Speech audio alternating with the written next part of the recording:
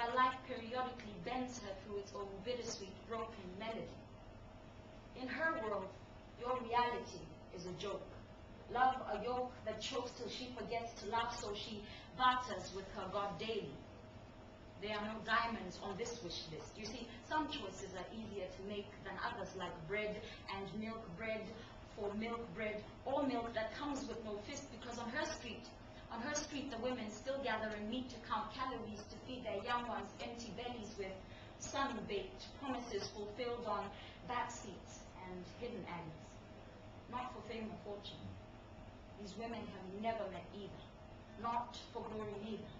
They simply sell what they have, and when there's nothing left, these women sell who and what they are. So tonight there'll be no Sky Blue, CNN, SABC, Octo, Rai, I, or MTV endorsement of this beat, only this poetry from Africa Street. There are no timekeepers here. No, hi, I'm home, dear. Just life, one heartbeat at a time. Shh. If you listen carefully, you just might hear that nightingale speak, might dare to see the streets sweep this bender's melody as life continues to bend her through its own bittersweet, broken melody, melody, melody. 1, 2, 3, 4. First one, lullaby. Some people crave love. They do. Some people crave love, not I. I just wish someone, anyone, would ask me if this is what I want.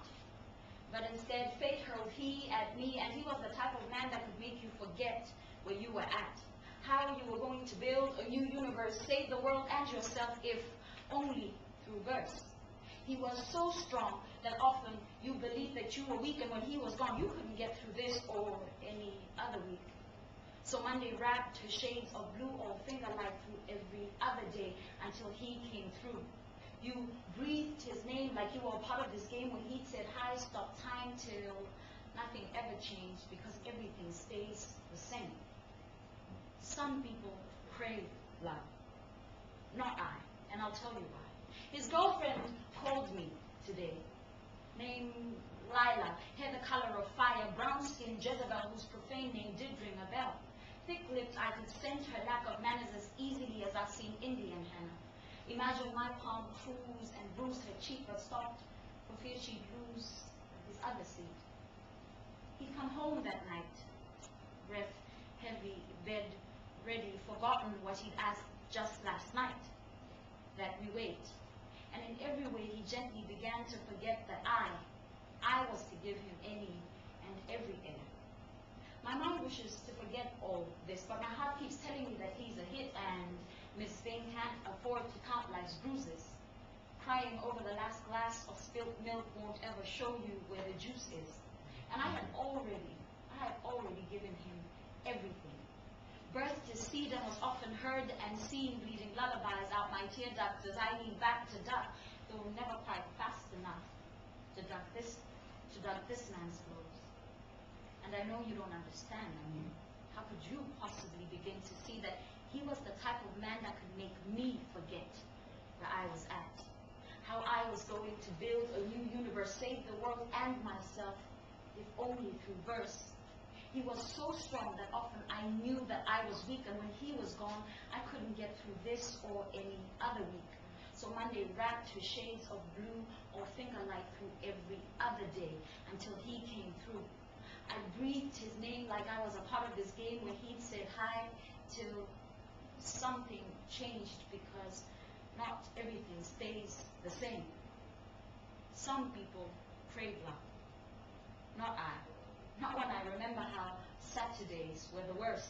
Demon in a bottle, he would cuddle it like he was cursed, protected like mother hawk hovering over her nest. He wouldn't eat, this man barely breathed, and in a senseless rage, he would selfishly raid the cookie jar and the fridge.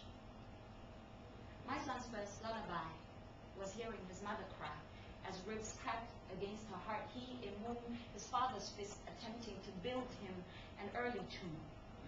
and my little one couldn't grow up fast enough to block his daddy's blows, maybe stop the bleed from mama's nose, play music loud enough to block out arguments about family woes.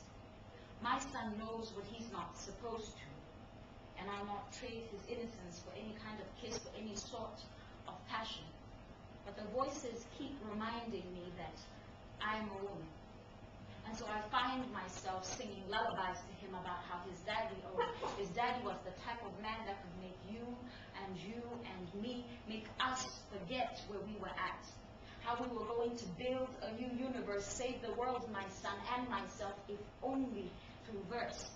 He was so strong that often we believed that we were weak, and when he was gone, we couldn't get through this or any other week. So Monday wrapped her shades of blue all finger-like through every other day until he came through. We breathed his name like we were a part of this game when he said hi, stopped time till everything